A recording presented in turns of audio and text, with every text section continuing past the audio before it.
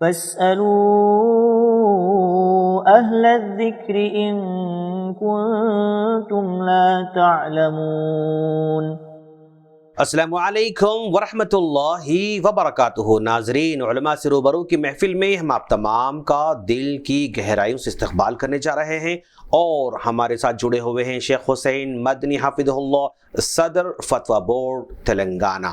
شیخ، ہم دیکھ رہے ہیں کہ بہت سارے لوگ عمرہ کرتے رہتے ہیں ماشاءاللہ۔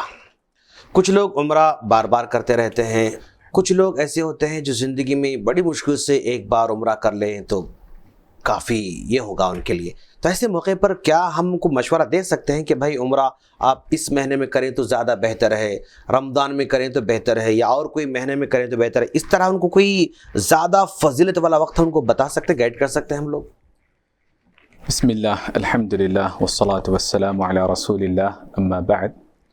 عمرہ فی نفسی ہی بذات خود ایک اہم ترین اور افضل ترین عبادت ہے، بلکہ اسلام کے جو ارکان ہیں اس میں تحج و تعتمر، حج اور عمرہ کرنا بھی داخل ہے۔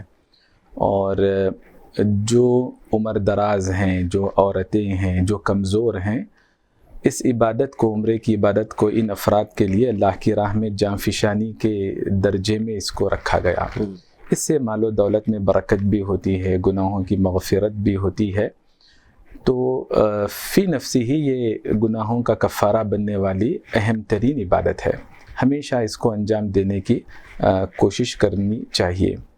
لیکن اگر کسی کے لیے ظاہری اسباب اور امکانات کے طور پر ایک ہی دفعہ موقع ہے اور وہ اس کے لیے افضل وقت یا افضل مہینہ کوئی تلاش کرنا چاہ رہا ہے، تو شیخ بن باز رحمۃ اللہ علیہ سے اس طرح کا سوال کیا گیا۔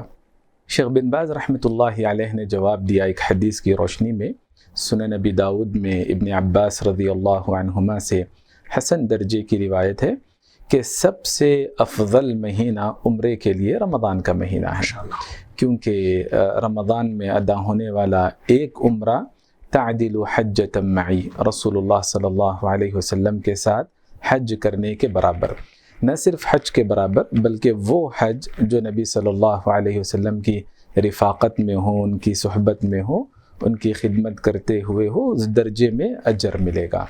تو پہلا موقف ہم کو یہ معلوم ہوتا ہے کہ سب سے افضل مہینہ رمضان کا مہینہ ہے۔ اگر کسی کو رمضان کا مہینہ نہ مل سکے، جیسے آج کل رمضان آتے ہی ٹکٹ فیئرز بڑھ جاتے ہیں، ہوٹل کے چارجز بڑھ جاتے ہیں، بہت سارے اخراجات، عبادتوں کو لوگوں نے تجارت بنا کر بہت مہنگی کر دیا ہے۔ اگر کوئی رمضان میں نہیں کر پا رہا ہے تو اس کے لیے بہتر یہ ہے کہ ذی قعد کے مہینے کو اختیار کریں۔ ماشاءاللہ، اس کی وجہ یہ ہے کہ رسول اللہ صلی اللہ علیہ وسلم کے جتنے عمرے تھے وہ ذی قعد کے مہینے میں تھے۔ اور دوسری وجہ یہ ہے کہ اللہ تعالیٰ اپنے نبی صلی اللہ علیہ وسلم کے لیے سب سے افضل وقت کا انتخاب فرماتا ہے۔ تیسری وجہ یہ ہے کہ ہم نبی صلی اللہ علیہ وسلم کو اسوہ اور نمونہ بنانے کے پابند ہیں۔ ان تین وجوہات کے پیش نظر اہل علم نے کہا کہ رمضان کے بعد سب سے افضل کوئی دوسرا مہینہ ہے تو وہ ذی قعد کا مہینہ ہے۔ شیخ، یہاں پر ذرا سا یہ بھی خیال آ سکتا ہے، ایک آدمی رمضان میں عمرہ کر لیتا ہے، اس میں تھوڑا سا خرچہ ہوتا ہے، دوسرا آدمی حج کر رہا ہے جہاں پر کئی لاکھ خرچ کرتا ہے، کئی خرچ بہت زیادہ کرتا ہے، ٹائم زیادہ لگاتا ہے، تو یہ عمرہ یہ حج کے برابر کیسے ہو سکتا ہے؟ ذرا وضاحت کریں آپ۔ اس سوال کا جواب بہت پہلے امیر المؤمنین فی الحدیث والفقہ امام بخاری رحمۃ اللہ علیہ کے جو استاذ ہیں اسحاق ابن راہوی رحمۃ اللہ علیہ نے اس شبہے کا یا سوال کا جواب دیا۔ جیسے مثال بیان فرمائی کہ جس طرح حدیث میں ہے کہ جس نے سورۃ الاخلاص کو پڑھا گویا اس نے 1/3 قرآن پڑھ لیا۔ تو اس کا یہ مطلب نہیں کہ 3 دفعے اگر کوئی سورہ اخلاص پڑھ لے تو مکمل قرآن پڑھنے کا اجر ملے گا یا اس سے کفایت کر جائے گا، یہ مطلب نہیں۔ تو جیسے یہ حدیث فضیلت کے اعتبار سے، اہمیت کے اعتبار سے یا معنویت اور جامعیت کے اعتبار سے ہے، بالکل اسی طرح رمضان میں ہونے والی اس عبادت کی اہمیت بتائی گئی، نہ کہ ہو بہو اس کے درجے میں نہیں رکھا گیا۔ بارک اللہ فیکم۔ ایک سوال یہ ہو سکتا ہے، اگر کوئی رمضان میں عمرہ کر لیا تو حج کے برابر ہو گیا، تو کیا اس پر حج ساقط ہو جائے گی، حج کی فرضیت، یا حج نہ کرے تو چل جائے گا، کیا ہے؟ دیکھیے، رمضان میں ادا ہونے والا عمرہ حج کے برابر ہے۔ اس سلسلے میں اہل علم کے درمیان اختلاف ہے کہ کیا یہ فضیلت سب کے لیے ہے یا نہیں، یا جس صحابیہ سے اللہ کے نبی صلی اللہ علیہ وسلم نے فرمایا تھا ان کے ساتھ خاص ہے، یا ایسے لوگوں کے لیے جن کا ماحول یا جن کے حالات ایسے بن جائے جو اس صحابیہ کے بنے تھے، یعنی ان کو حج کا موقع نہیں ملا تھا تو اللہ کے نبی صلی اللہ علیہ وسلم نے ان کے لیے یہ فضیلت سنائی تھی۔ تو فی نفسی ہی اس حدیث کی فہم میں خود اختلاف ہے، لیکن اللہ کی رحمت وسیع ہے، ہم امید کر سکتے ہیں جیسا کہ دیگر اہل علم نے اس حدیث کو بالکل عام رکھا۔ اس انداز سے بھی اگر ہم دیکھیں، جو رمضان کے عمرے کو حج کے برابر بتایا گیا، حکم میں نہیں، فضیلت میں، اور اس فہم میں ساری امت کا اجماع ہے، اتفاق ہے۔ کسی نے یہ نہیں کہا کہ اگر رمضان میں آپ ایک عمرہ کر لیں تو آپ سے جو فرض حج ہے وہ ساقط ہو جائے گا، کسی نے یہ بات نہیں کہی۔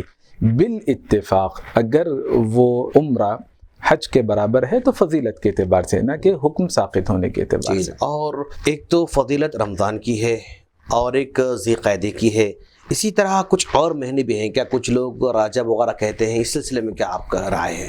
حدیث میں تو رمضان کی فضیلت ہم کو ملتی ہے، سنت و سیرت سے ذی قعدہ کا تذکرہ ہم کو ملتا ہے، لیکن لوگوں کے درمیان رجب کا مہینہ اہتمام کا سبب بن چکا۔ یہ ایسا کام ہے جس کی ہم کو قرآن و حدیث سے یا سنت و سیرت سے دلیل نہیں ملتی، تو ایسے کام سے ہم کو بچنا چاہیے۔ اگر موقع ملا رجب میں کر رہے ہیں کوئی حرج کی بات نہیں، لیکن جیسا اہتمام رمضان میں ہوتا ہے اس درجے کا اہتمام اگر کرنے رجب لگے کے مہینے میں بھی کرتے ہیں تو وہ مناسب یا خصوصی طور پر رجب کے مہینے کا انتخاب کر کے عمرے کو جاتے ہیں، یہ بدعت ہو جائے یہ بدعت میں شمار ہوتا ہے۔ شیخ، کچھ لوگ ہمارے معاشرے میں ایسے بھی ہیں ماشاءاللہ جن کو اللہ نے حیثیت دے رکھی ہے تو وہ بار بار عمرہ کرتے رہتے ہیں، لیکن کچھ لوگ ان پر طنز کرتے ہوئے کہتے ہیں کہ بھائی تم 4 عمرے کر رہے ہو، 5 عمرے کر رہے ہو، ایک عمرہ کر لو، 3 عمرے کے پیسے کسی غریب بچی کو دے دو، کسی غریب لڑکی کی شادی کر دو، نکاح کر دو، فلاں اس طرح کے مشورے بھی دیتے ہیں۔ تو ان کے مشوروں کے بارے میں ہم کیا کہہ سکتے ہیں؟ سب سے پہلے ہم کو دیکھنا چاہیے کہ یہ مشورہ دینے والے کس درجے میں ہیں، علم کے اعتبار سے، دین سے وابستگی کے اعتبار سے۔ اگر وہ آزاد خیال ہو کر، دین بیزار رہ کر عبادات کی اہمیت کو گھٹا رہے ہیں تو یہ اسلام سے خارج کرنے والا عمل ہو سکتا ہے۔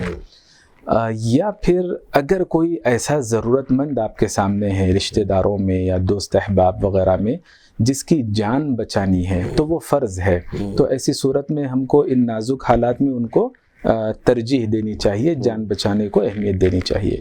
ایک سرسری بات کہتے ہوئے عبادتوں کی اہمیت گھٹانا یہ بالکل مناسب نہیں، بلکہ حدیث کے خلاف ہے۔ حدیث میں یہ بات بتائی گئی، تابعوا بین الحج والعمرہ، حج کے بعد عمرہ کرو، عمرے کے بعد حج کرو، حج کے بعد حج کرو، عمرے کے بعد عمرہ کرو، تابعوا بین الحج والعمرہ۔ اس کے 2 فائدے بتائے گئے، گناہ کبیرہ بھی معاف ہوتے ہیں اس سے، اور پھر مال و دولت میں برکت بھی ہوتی ہے۔ تو یہ دین کی صحیح فہم نہیں جو اس طرح سے بتاتے ہیں۔ واللہ فیکم شیخنا، اللہ سے دعا ہے اللہ ہم تمام کو اپنی زندگی میں سنت کے مطابق بار بار عمرہ کرنے کی توفیق عطا فرمائے، اور رمضان میں بھی اللہ ہم کو اپنے گھر بلائے، آمین۔ السلام علیکم ورحمۃ اللہ وبرکاتہ۔